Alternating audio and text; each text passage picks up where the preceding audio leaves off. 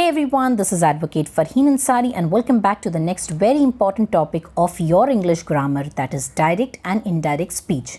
बच्चों, direct speech को ही reporting speech भी कहा जाता है एंड इनडायरेक्ट स्पीच को रिपोर्टेड स्पीच कहा जाता है.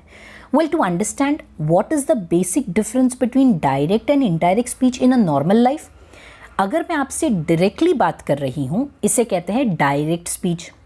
मेरी बोली हुई बात अगर आप एक थर्ड पर्सन या अपने फ्रेंड को जाके कहते हो कि मैम ने ये एग्जाम्पल्स दिए, मैम ने इस तरीके से समझाया और ये होमवर्क दिया है, तो बच्चों मेरी यहाँ बात वो तीसरे पर्सन को पहुँच तो रही है, लेकिन किस तरीके से पहुँच रही है? Indirectly. So this is called as indirect speech. अब ग्रामेटिकली देखा जाए तो ग्रामेटिकली में डायरेक्ट स्पीच में आप हमेशा कॉमा, इन्वर्टेड कॉमा, ये सारी चीज़ें देखोगे. यही सेंटेंस को अगर हम इनडायरेक्ट में कन्वर्ट कर रहे हैं तो ये सारे पंक्चुएशंस निकल जाएंगे. अब बच्चों, direct indirect speech exam point of view से बहुत इंपॉर्टेंट टॉपिक है, जो कि आपके एग्जाम में मिनिमम 2 मार्क्स के लिए पूछा जा सकता है. और ये टॉपिक थोड़ा लेंदी भी है, लेकिन कितना भी पहाड़ लंबा हो, अगर छोटे छोटे स्टेप्स लिए जाए तो चढ़ना आसान हो जाता है. उसी तरह ये टॉपिक को भी हम 4 सिंपल स्टेप्स में एग्जाम्पल्स के साथ समझेंगे. अब स्टेप 1 में we will understand the basic rule of changing a sentence from direct to indirect speech. So let's get quickly started. अब डायरेक्ट से इनडायरेक्ट स्पीच आने के लिए rule number 1 is remove the punctuation. मतलब जो कॉमा, इन्वर्टेड कॉमा दिया है sentence में, आप उसे निकाल दोगे. जब पंक्चुएशन रिमूव करोगे तब आपको एक कनेक्टिंग वर्ड यूज़ करना है which is called as that. And rule number 3 very very very important, कि रिपोर्टिंग वर्ब के हिसाब से आपको टेंस चेंज करना है. मैम ये रिपोर्टिंग वर्ब क्या होता है? तो बच्चों, कॉमा, इन्वर्टेड कॉमा के पहले जो वर्ब है उसे आप रिपोर्टिंग वर्ब कहते हो. जैसे ये सेंटेंस में राज सेड आई एम टायर्ड. अब कॉमा, इन्वर्टेड कॉमा के पहले जो वर्ब है वो है सेड, तो सेड बनेगा आपका रिपोर्टिंग वर्ब. अब टर्मिनोलॉजी हम कुछ इस तरीके से यूज़ करेंगे कि बाहर, बाहर मतलब कॉमा, इन्वर्टेड कॉमा के पहले जो वर्ब है वो है रिपोर्टिंग वर्ब. अगर रिपोर्टिंग वर्ब बच्चों पास्ट टेंस में है, मतलब बाहर अगर पास्ट टेंस बैठा है, तो अंदर, अंदर मतलब इन्वर्टेड कॉमा के अंदर जो सेंटेंस दिया हुआ है वो सारा टेंस आप पास्ट टेंस में लेकर जाओगे. उसी तरह अगर रिपोर्टिंग वर्ब यानी बाहर कॉमा, इन्वर्टेड कॉमा के पहले अगर प्रेजेंट या फ्यूचर टेंस में दिया हुआ है, तो अंदर के टेंस को, अंदर मतलब इन्वर्टेड कॉमा के अंदर के टेंस को आपको चेंज नहीं करना है. Okay, let's understand by way of an example. अभी इसी सेंटेंस को हम लोग ये 3 रूल को यूज़ करके सॉल्व करेंगे. सेंटेंस है राज सेड आई एम टायर्ड. सबसे पहला रिपोर्टिंग वर्ब को अंडरलाइन करना है. रिपोर्टिंग वर्ब है सेड, जो कि दिया हुआ है पास्ट टेंस में. तो क्योंकि रिपोर्टिंग वर्ब पास्ट में है, अंदर का टेंस किस में जाने वाला है? पास्ट टेंस में. तो आंसर आपका कुछ इस तरीके से होगा. राज का राज ही रहेगा, सेड का सेड आएगा, कॉमा, इन्वर्टेड कॉमा निकल जाएगा और उसके जगह पे आपको यूज़ करना है दैट. Raj said that. अब आई, आई मतलब कौन है बच्चों? राज. राज के लिए एक प्रोनाउन यूज़ करो, तो राज के लिए प्रोनाउन क्या यूज़ करेंगे हम लोग? ही. अब देखो, रिपोर्टिंग वर्ब किस में था? पास्ट टेंस में. तो अंदर का टेंस किस में चेंज होने वाला है? पास्ट टेंस में. अब सेंटेंस दिया था आई एम टायर्ड, जो कि प्रेजेंट में है. बच्चों इसे पास्ट में लेकर जाओ, तो पास्ट के लिए आप क्या यूज़ करोगे यहाँ पर? Was. He was tired. Ma'am यहाँ वॉज क्यों आया? बिकॉज रिपोर्टिंग वर्ब पास्ट में है, तो अंदर का टेंस पास्ट में जाएगा. सिंपल लॉजिक रखो, बाहर अगर पास्ट टेंस बैठा है, वो अंदर अपने साथ सबको पास्ट टेंस में लेकर जाएगा.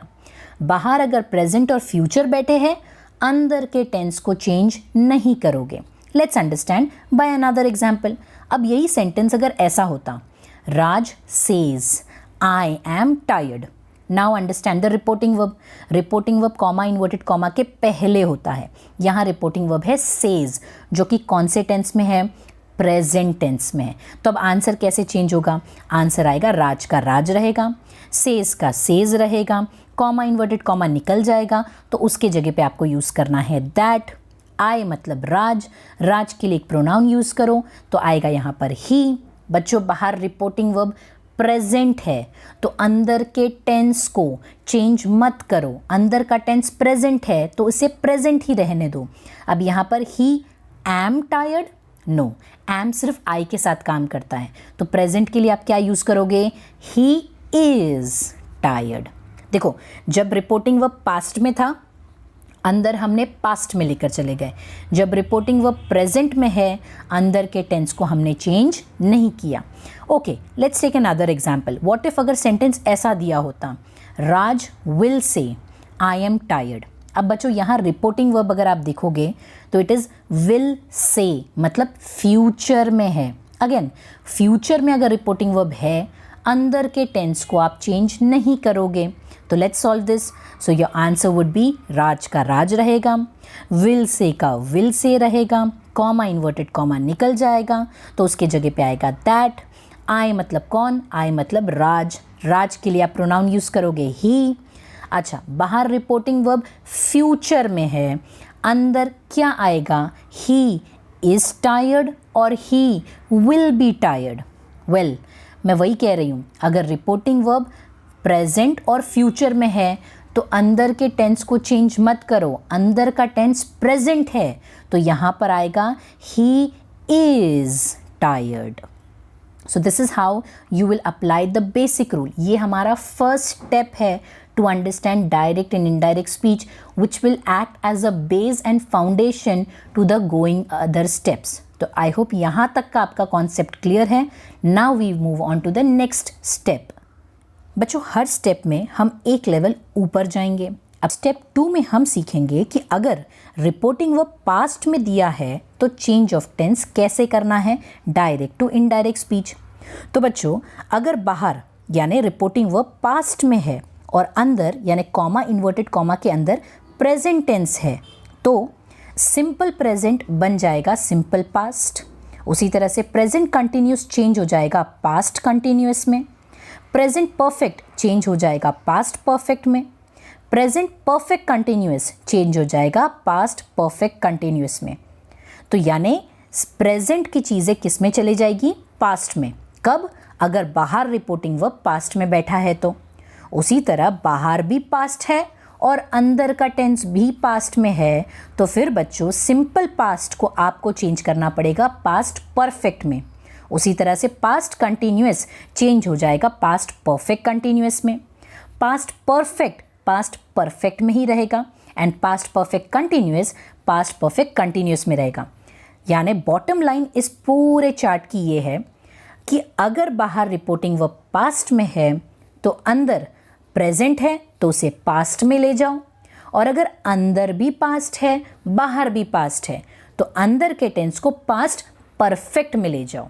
अब जो स्टेप 2 में हमने चार्ट पढ़ा था उस चार्ट को सामने रख के कुछ सेंटेंसेस सॉल्व करते हैं। Sentence number 1, Seema said I am a topper.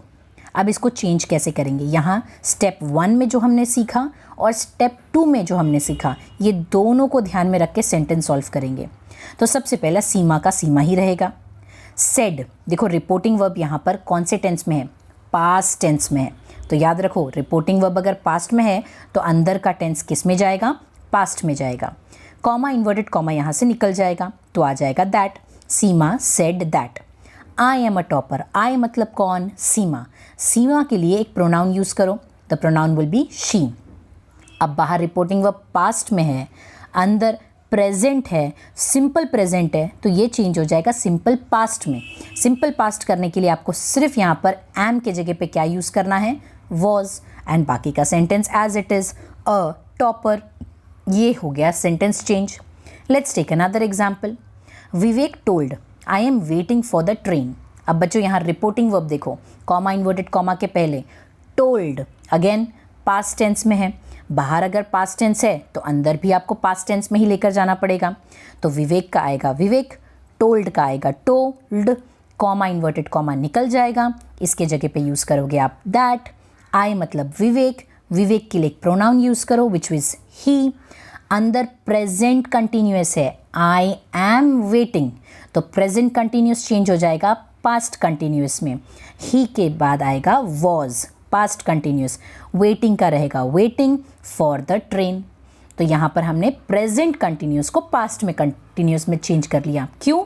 क्योंकि रिपोर्टिंग वर्ब किस में था? पास्ट में। Let's take another example. Sanjay shouted, I have eaten my food. Again यहाँ पर रिपोर्टिंग वर्ब देखो क्या है। रिपोर्टिंग वर्ब मतलब कॉमा इन्वर्टेड कॉमा के पहले देखो क्या दिया हुआ यहाँ पर? Shouted. Again shouted is in past tense, यानी बाहर पास्ट टेंस है तो अंदर के टेंस को भी आपको पास्ट में लेकर जाना है। तो यहाँ पर शुरू करेंगे संजय, शाउटेड का रहेगा शाउटेड, कॉमा इन्वर्टेड कॉमा निकल जाएगा तो उसकी जगह पे आ जाएगा दैट। आई मतलब कौन? संजय। संजय के लिए एक प्रोनाउन यूज़ करो तो यहाँ पर हम यूज़ करेंगे ही। अब देखो अंदर है ना प्रेजेंट परफेक्ट में दिया हुआ है तो हम इसे किस में चेंज करेंगे? Past perfect. तो हैव का बन जाएगा हैड एंड बाकी का सेंटेंस एज इट इज़ रहेगा या नहीं रहेगा? देखो ईटन का रहेगा ईटन, माई फूड। क्या संजय ने आपका खाना खाया? नहीं, उसका खुद का खाना खाया। तो जब आप चेंज करोगे माई चेंज हो जाएगा his and then the remaining sentence will be as it is food. तो यहाँ पर दो चीज़ें चेंज हुई। एक तो इंटरनली जो प्रेजेंट परफेक्ट था उसको हम पास्ट में लेकर गए, पास्ट परफेक्ट में लेकर गए तो हैव की जगह पे आ गया हैड, आई की जगह पे आ गया ही और माई की जगह पे हमने यूज़ किया his. Let's take another example. Leela said it has been running my mind. अब यहाँ रिपोर्टिंग वर्ब देखो क्या है? सेड। सेड कौन से टेंस में है? पास्ट में। तो अंदर का सब टेंस किस में जाने वाला है? पास्ट में। Let's solve it. Leela will be Leela, said के जगह पे आएगा सेड, कॉमा इन्वर्टेड कॉमा निकल जाएगा तो आएगा दैट। इट का रहेगा इट। अब यहाँ पर अंदर प्रेजेंट परफेक्ट कंटिन्यूअस है, हैज़ बीन रनिंग मतलब प्रेजेंट परफेक्ट कंटिन्यूस, इसको पास्ट परफेक्ट कंटिन्यूस करेंगे तो हैज़ का बन जाएगा हैड। बीन का रहेगा बीन, रनिंग का रहेगा रनिंग। माई माइंड, आपका माइंड या लीला का माइंड? लीला का माइंड। तो लीला के लिए, लीला के केस में माई के जगह पे हम यूज़ करेंगे हर and mind will remain mind. So this is how you'll change the sentence. Leela said that it had been running her mind. Let's take another example. Vinay laughed. I was a fool. Again, reporting verb क्या है? Laughed. कौन से tense में है? Past. तो अंदर का tense किस में change होगा? Past में. Let's understand. So the answer would be Vinay. Laughed के जगह पे laughed, comma inverted comma निकल जाएगा, उसके जगह पे आएगा that. I मतलब विनय। विनय के लिए प्रोनाउन यूज होगा ही।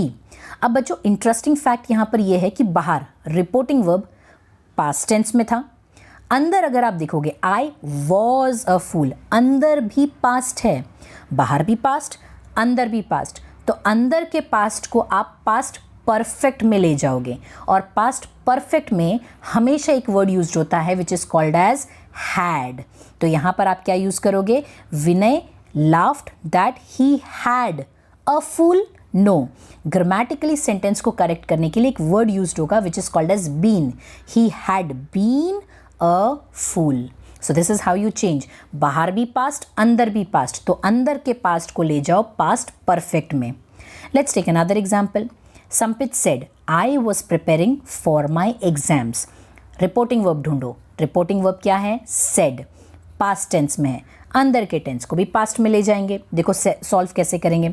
संपित का रहेगा संपित, सेड का रहेगा सेड, कॉमा इन्वर्टेड कॉमा निकल जाएगा, उसके जगह पे आएगा दैट। आई मतलब संपित। संपित के लिए एक प्रोनाउन यूज़ करो ही। देखो अभी बाहर भी पास्ट है, अंदर भी पास्ट है। आई वॉज प्रिपेयरिंग, अंदर पास्ट कंटिन्यूअस है, तो पास्ट कंटिन्यूअस है तो उसको हम किस में लेकर जाएंगे? Past perfect continuous. अब पास्ट परफेक्ट कंटिन्यूस के लिए क्या यूज़ करना है? Had been. Sampit said that he had been preparing for my exams? No, for his exams. So this is how you will change. तो स्टेप 2 का बच्चों बॉटम लाइन ये है कि अगर रिपोर्टिंग वर्ब पास्ट है, मतलब बाहर अगर पास्ट बैठा है और अंदर प्रेजेंट है, तो प्रेजेंट को पास्ट में ले जाओ। सेकेंड पॉइंट, बाहर रिपोर्टिंग वर्ब अगर पास्ट में है और अंदर यानी कॉमा इन्वर्टेड कॉमा के अंदर भी अगर पास्ट है तो पास्ट को पास्ट परफेक्ट में ले जाओ। अब बच्चों स्टेप 1 और स्टेप 2 के बाद एक लेवल और अप जाएंगे, जहाँ हम अब स्टेप 3 पे है और हम सीखेंगे change of word from direct to indirect speech. कुछ वर्ड्स हैं जो डायरेक्ट से इनडायरेक्ट स्पीच आते वक्त चेंज हो जाते हैं। जैसे अगर इन्वर्टेड कोट्स में आई है और अगर बाहर बॉय या मेल का रेफरेंस है तो आई चेंज हो जाता है ही। उसी तरह से अगर गर्ल और फीमेल है तो आई चेंज हो जाएगा शी में। मान लो अगर कोई भी रेफरेंस नहीं दिया है तो you will change always into I. उसी तरह से now will change into then, this will change into that, these will change into those, here का बन जाएगा देयर, अगो का बन जाएगा बिफोर, टुडे डायरेक्ट स्पीच में अगर दिया है तो इनडायरेक्ट स्पीच में उसे कर देंगे दैट डे। उसी तरह से टुमारो का बन जाएगा द नेक्स्ट डे, येस्टरडे का बन जाएगा the day before, last night को हम चेंज कर देंगे the night before, last week will change into the previous week, last year will change into the previous year. उसी तरह से विल, कैन, मे ये चेंज हो जाएंगे। विल का चेंज हो जाएगा would, can will change into could and may change हो जाएगा माइट। तो ये है स्टेप 3 जहाँ हमने सीखा कि कैसे वर्ड्स कुछ डायरेक्ट स्पीच से इनडायरेक्ट स्पीच में कैसे चेंज होते हैं। बच्चों अब हम हैं आखिरी स्टेप पे which is the important notes जो आपको डायरेक्ट इनडायरेक्ट स्पीच सॉल्व करते वक्त ध्यान रखना है। अब इम्पॉर्टेंट नोट्स में नंबर 1, अगर इंटरोगेटिव सेंटेंस आया, what is the meaning of interrogative sentence? Question वाले सेंटेंस। क्वेश्चन वाले अगर सेंटेंस आ रहे हैं तो रूल नंबर 1 दैट आप यूज़ नहीं करोगे।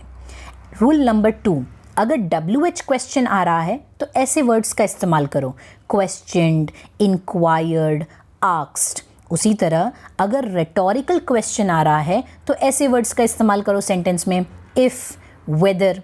ये चीज़ों को प्रैक्टिकली कैसे यूज़ करना है ये अब हम सेंटेंस या एग्जाम्पल्स द्वारा समझेंगे, बट फिलहाल के लिए इंपॉर्टेंट नोट्स में क्या क्या है वो हम अंडरस्टैंड कर लेते हैं।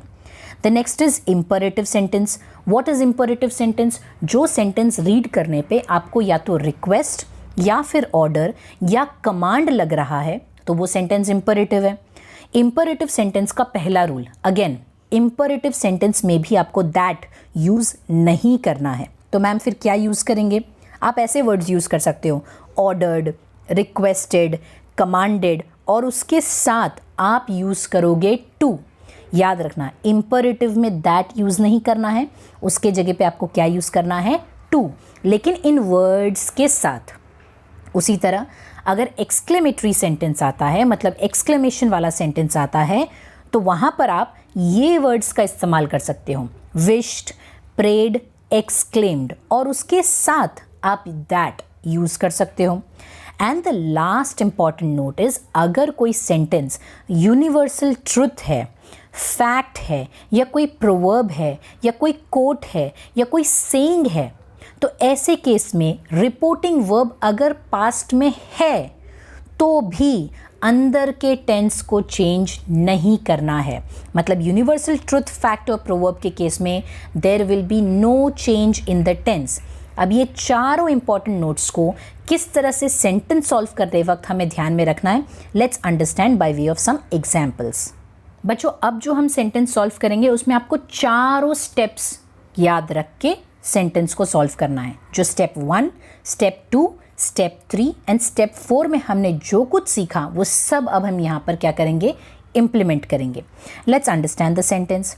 The sentence is, she said I will be in Kolkata. सबसे पहला आपने रिपोर्टिंग वर्ब ढूंढना है। रिपोर्टिंग वर्ब है सेड। सेड है पास्ट टेंस में, तो ये तो भाई क्लियर है कि अंदर का टेंस पास्ट में चेंज होगा। अब सेंटेंस सॉल्व करते हैं। शी सेड का रहेगा सेड। अब रुक जाओ, दैट लिखने से पहले रुक जाओ, देख लो सेंटेंस इंटरोगेटिव है क्या, यानी क्वेश्चन वाला सेंटेंस है क्या? नहीं। सेंटेंस इंपरेटिव लग रहा है क्या? ऑर्डर, रिक्वेस्ट, कमांड है क्या? नहीं। अगर ये दो चीज़ नहीं है तो फिर आप बिंदास यूज़ करो दैट, क्योंकि अगर इंटरोगेटिव और इंपरेटिव है तो दैट यूज़ नहीं करना है। आगे आई मतलब कौन? She. So you will use the pronoun for I which is called as she.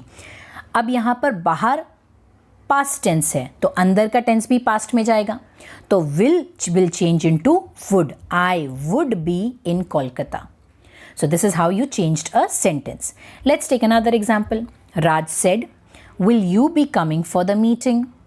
अब यहाँ पर सबसे पहला रिपोर्टिंग वर्ब देखो, रिपोर्टिंग वर्ब क्या है, सेड। अंदर का टेंस किस में जाने वाला है, पास्ट टेंस में जाने वाला है, करेक्ट, क्योंकि बाहर reporting verb said is in past tense. Let's solve it. So Raj said के जगह पे आप यूज करोगे आस्क्ड। क्यों asked? Because this is a question वाला सेंटेंस। अब यहाँ क्योंकि ये क्वेश्चन वाला सेंटेंस है तो दैट नहीं आएगा। तो मैम दैट नहीं आएगा तो क्या आएगा? देखो रेटोरिकल क्वेश्चन है, इसलिए हम यहाँ पर या तो इफ़ या तो वेदर यूज़ करेंगे। तो अब हम यहाँ पर इफ़ यूज़ कर रहे हैं। Raj asked if. अब आगे क्या लिखेंगे? If will you be coming for the meeting? No. अब यहाँ पर क्रॉस मल्टीप्लाई याद रखो, हमेशा याद रखो कि जो प्रोनाउन है वो पहले आएगा और जो हेल्पिंग वर्ब है वो बाद में आएगा, यानी यू। अब यहाँ पर यू किसको कहा गया है ये पता नहीं है, तो यू के जगह पे हम यूज़ करेंगे यहाँ पर I. Will change into would, I would, and remaining sentence as it is. तो देखो Raj said will you be coming for the meeting, हमने इसे चेंज कर दिया। Raj asked if I would be coming for the meeting, and then there will be no question mark, there has to be a full stop. ये cross multiply question वाले sentence में हमेशा याद रखना है। Let's take another example. Sneha told what are you doing here? अब यहाँ पर रिपोर्टिंग वर्ब है told, पास्ट टेंस में, अंदर का टेंस भी पास्ट में जाएगा और ये क्वेश्चन वाला सेंटेंस है तो दैट नहीं आएगा। Let's see how you solve it. सबसे पहला स्नेहा का स्नेहा रहेगा, टोल्ड के जगह पे आप लिख लो आस्क्ड, क्वेश्चनड, इंक्वायर्ड, चलेगा, तीनों में से कुछ भी आप लिख सकते हो।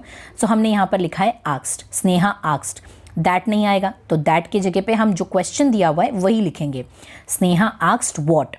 अब क्रॉस मल्टीप्लाई, यू पहले आएगा और आर बाद में आएगा। तो यू किसको पूछा गया है पता नहीं ना, स्नेहा ने किसको पूछा पता नहीं, तो यू के जगह पे हम यूज़ करेंगे आई।